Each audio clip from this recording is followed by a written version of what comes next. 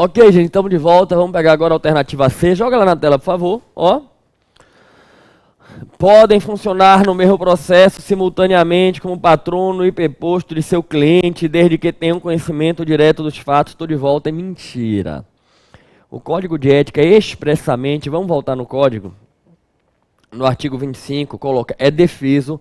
Defeso quer dizer, gente, é vedado, é proibido.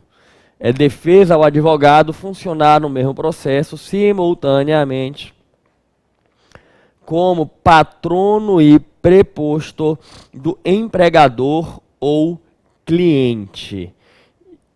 Estou de volta com você e preste atenção, muito cuidado aqui.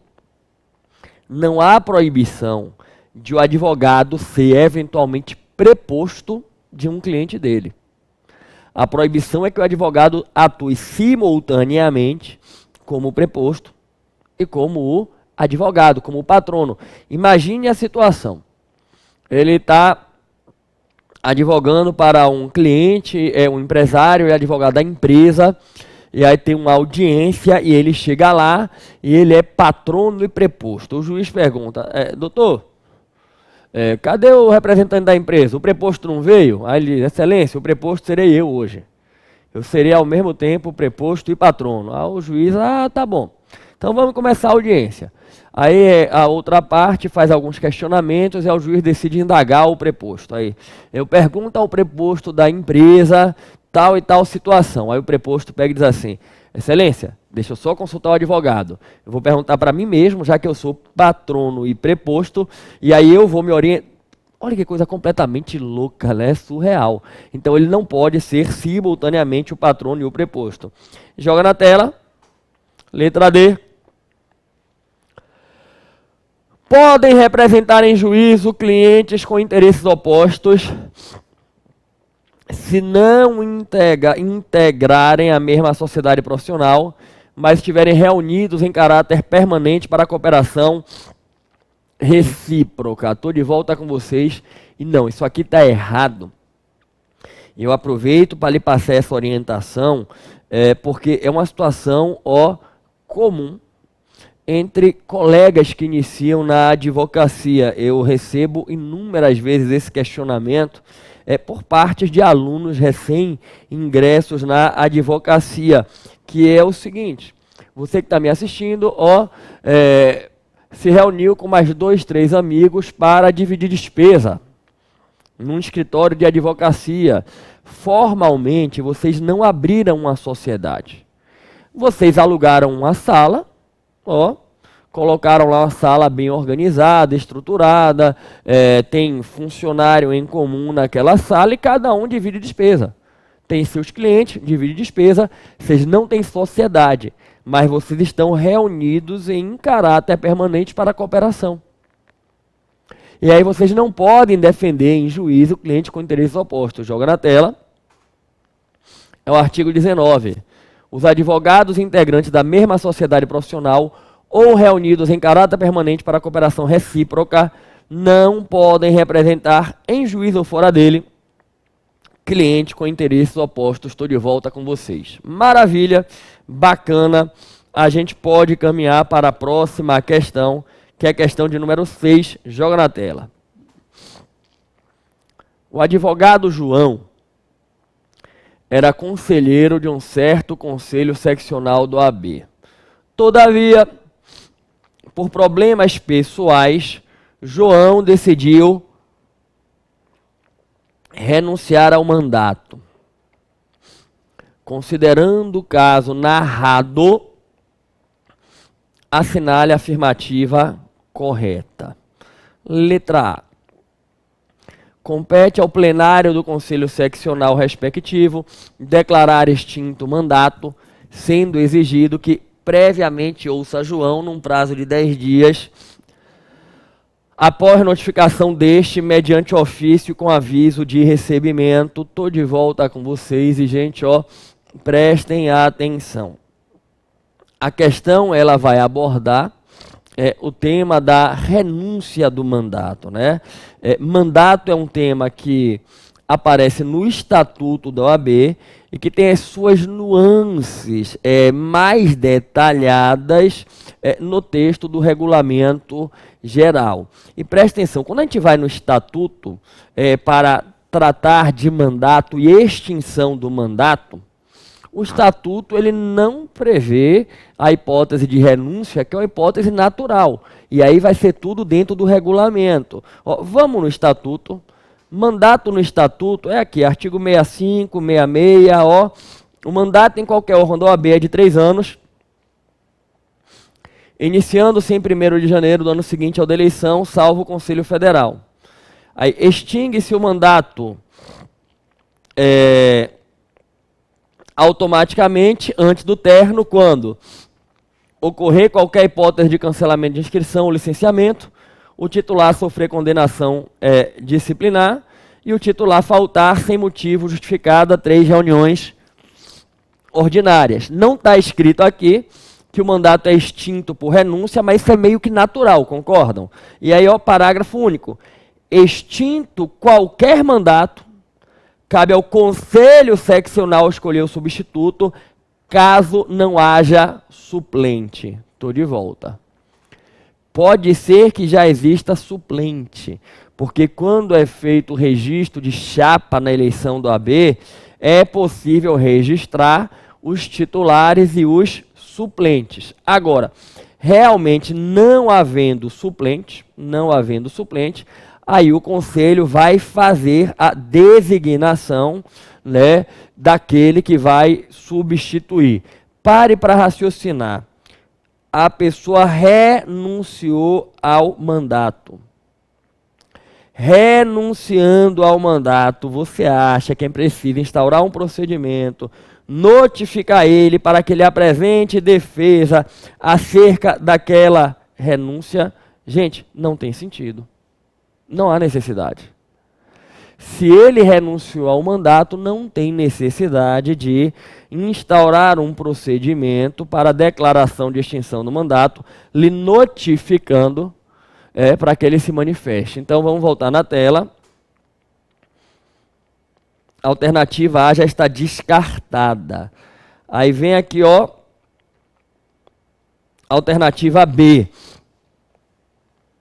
Compete à diretoria do Conselho Seccional respectivo declarar extinto o mandato, independentemente de exigência de prévia notificação para a oitiva de João.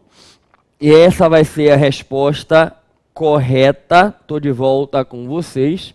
A diretoria do Conselho, ela declara, não é, a extinção do mandato, independente de notificação, porque foi ele próprio quem renunciou.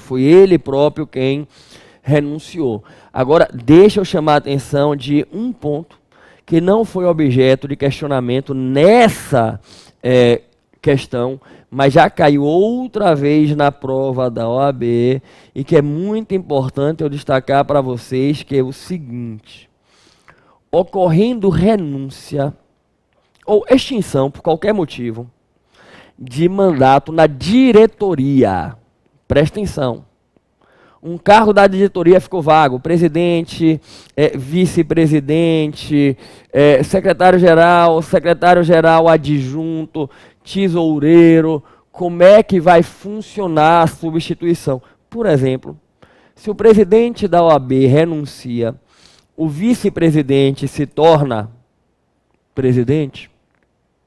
Se o secretário-geral renuncia, o secretário-geral adjunto, ele se torna o secretário-geral? Não. Ocorrendo vaga de cargo, gente, na diretoria do Conselho, deve haver uma eleição para o cargo. O detalhe é que a eleição é feita exclusivamente pelo Conselho e dentre os membros do Conselho. O próprio Conselho, dentre os seus membros, vai eleger quem será o novo ocupante daquele cargo na diretoria. Aí eu vou trazer para vocês no regulamento geral, vai ser aqui no artigo 40, cadê aqui? É o 40, 50. Joga na tela o regulamento geral, olha como tem aqui. ocorrendo vaga de cargo de diretoria do Conselho Federal ou do Conselho Seccional, inclusive do presidente, em virtude de perda do mandato, morte ou renúncia, o substituto é eleito pelo Conselho a que se vincule dentre os seus membros. Estou de volta com vocês, então fique muito atento aí quanto a esse detalhe, não é? Que se ocorrer a vaga no Conselho, cabe ao Conselho escolher o substituto, e aí vai ser alguém de fora do Conselho, né? Porque não integrava o Conselho, mas quando a vaga é na diretoria, o Conselho vai escolher dentre os seus membros, é que o Conselho aí vai escolher um substituto. Bacana quanto a isso, tranquilo quanto a isso. A gente pode então encaminhar, seguir adiante. Deixa eu pegar aqui de novo na questão, joga na tela. Diz: competiria ao plenário do Conselho declarar o extinto mandato, a segunda Câmara declarar extinto mandato. Não. Realmente aí seria a alternativa B. Vamos pegar a questão de número 7. A sociedade Antônio Breno Caio Diego Advogados Associados é integrada exclusivamente pelos sócios Antônio Breno Caio Diego, todos advogados regularmente inscritos no AB. Em um determinado momento, Antônio vem a falecer. Breno passa a exercer mandato de vereador sem figurar entre os integrantes da mesa diretora da Câmara ou seus substitutos legais. Caio passa a exercer em caráter temporário função de direção em empresa concessionária de serviço público. Considerando esses acontecimentos, assinale a afirmativa correta. Letra A. O nome de Antônio poderá permanecer na razão social da sociedade após o falecimento, ainda que tal possibilidade não esteja prevista no ato constitutivo. Estou de volta. Mais uma questão sobre sociedade e que vai abordar questões distintas, aspectos distintos do tema, pegando a situação de cada um dos membros. Vamos voltar à questão e pegando um a um. Antônio faleceu, estou de volta. Obviamente, Antônio sai da sociedade. O nome dele pode ser mantido, o estatuto e o regulamento autorizam a manutenção do nome, desde que tenha previsão no ato societário. Essa é uma questão antiga da prova, já caiu várias vezes. O sócio faleceu, pode manter o nome dele? Pode, desde que tenha previsão no ato societário. Na versão do ato societário que esteja atualmente em vigor, registrada no OAB, se tiver autorização, pode manter o nome. Se não tiver autorização, aí não vai poder. Vamos voltar na questão. Breno passou a exercer mandato de vereador sem figurar entre os integrantes da mesa diretora da Câmara Municipal. Estou de volta. Aí a questão já aborda incompatibilidades e impedimentos. Pelo Estatuto do OAB, quem é eleito vereador passa a ter um impedimento.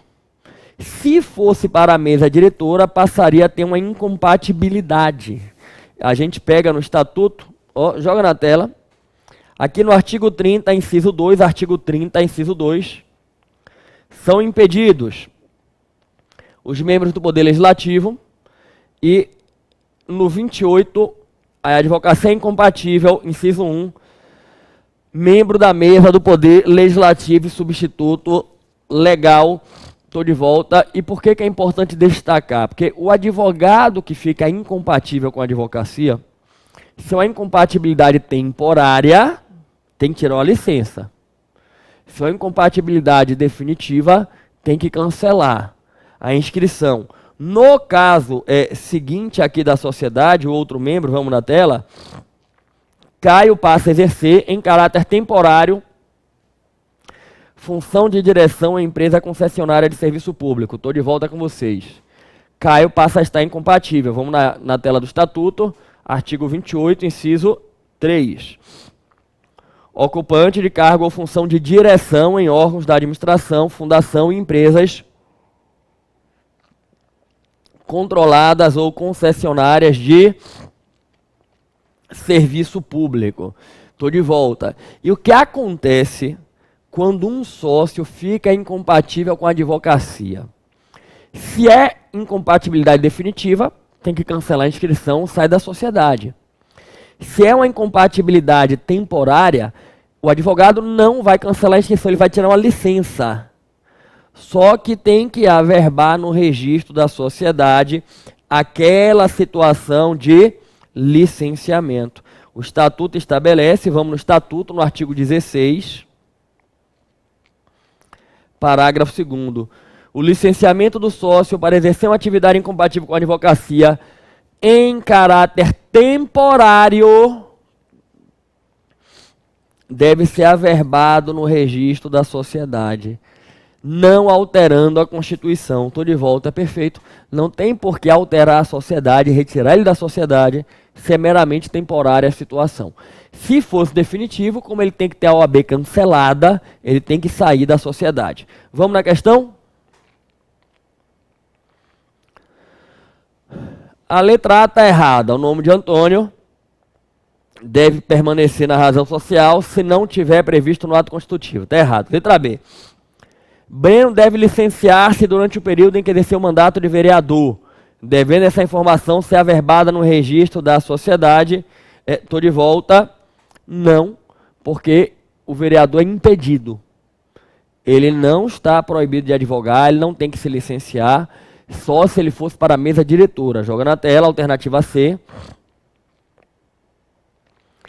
Caio deverá deixar a sociedade por ter passado a exercer uma atividade incompatível com a advocacia. Estou de volta, não, é o que eu acabei de explicar, não, porque é meramente temporária a situação dele. Joga na tela. Letra D tem que estar errada, vamos ver, ou tem que estar certa, né? Deixa eu ver. Com o falecimento de Antônio, se Breno e Caio deixarem a sociedade e nenhum outro sócio ingressar nela, Diego poderá continuar as suas atividades,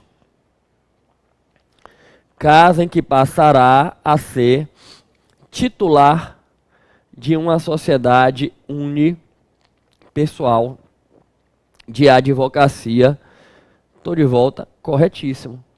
Se todos os sócios saem e deixam apenas um, esse único que ficou vai constituir uma sociedade unipessoal de advocacia. Corretíssima essa questão, ok?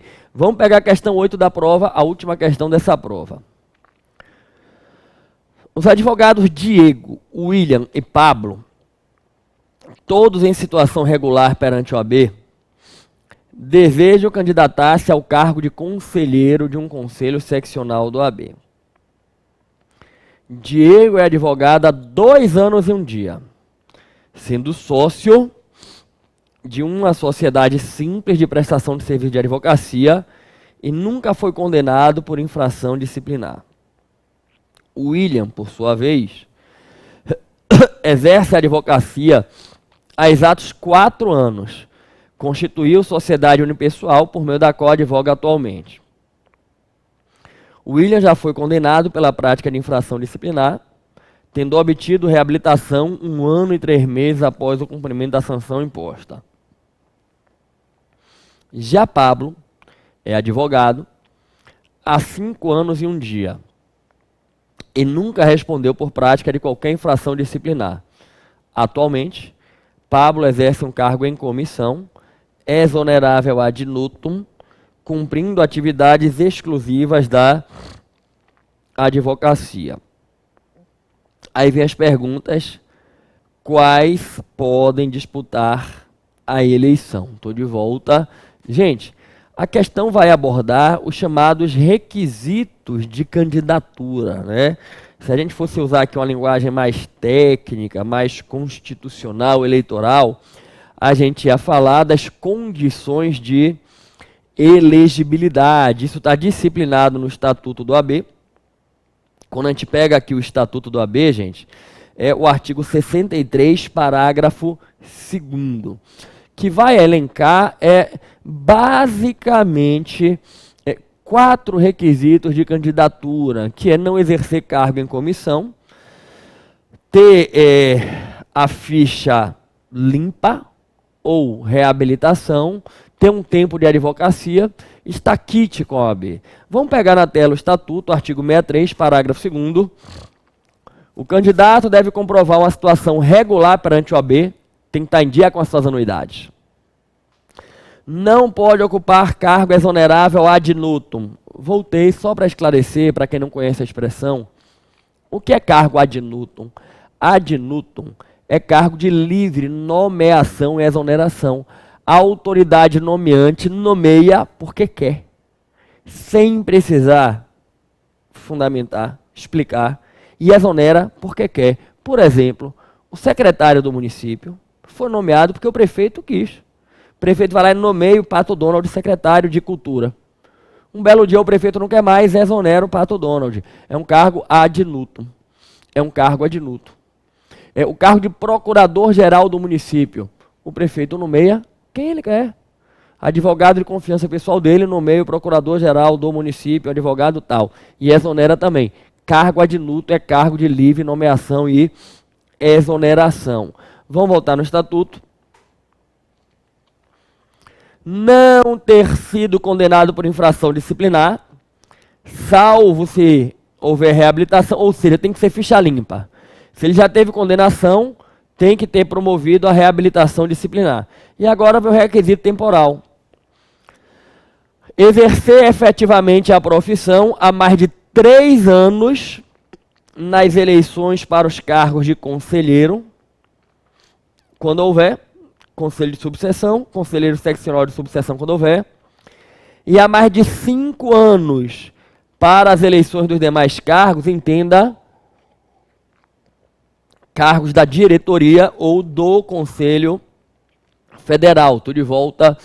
O tempo de advocacia é para o Conselho Seccional, 3 anos. Conselho de subseção, quando existir, 3 anos. Demais cargos, 5 anos. Joga na tela. Diego é advogado há 2 anos e 1 dia, não pode se candidatar a nada. William tem 4 anos, pode se candidatar a conselheiro do Estado ou da subseção. Só que o William já foi condenado por infração disciplinar, mas conseguiu a reabilitação. Então o William está liberado. Pablo é advogado há 5 anos e 1 dia, ok. Nunca respondeu por infração disciplinar, mas exerce cargo em comissão. Então aí ele não pode. O único que está liberado a disputar uma eleição efetivamente seria o William. Letra B. Apenas o William cumpre os requisitos para ser eleito para o cargo pretendido. Estou de volta com vocês, percebem? Bom, nós conseguimos aí esgotar a prova do 31º. Deixa eu fazer aqui uma anamnese dessa prova com vocês. A questão que a gente resolveu agora perguntou sobre OAB, eleição, requisito de candidatura, texto seco do Estatuto, e é o que eu vinha sempre chamando a atenção dos alunos. Gente, mudou o tempo de advocacia para candidatura para o conselho, reduziu para 3 anos, isso vai cair em prova. Caiu. A questão 7, sociedade de advocacia. Tema batido, consagrado de prova. Até as perguntas, pode manter o nome do sócio que faleceu e misturou com incompatibilidade e impedimento, que é outro tema batido de prova. A questão 6, organização do AB, renúncia, mandato. Aí passava pelo regulamento, aí era um pouco mais apertada, realmente essa questão era um pouco mais complicada. Mas a questão 5, relação com o cliente. Tema batido de prova. Pode ser preposto. Pode aceitar a procuração de quem já tem patrono. Texto expresso do Código de Ética.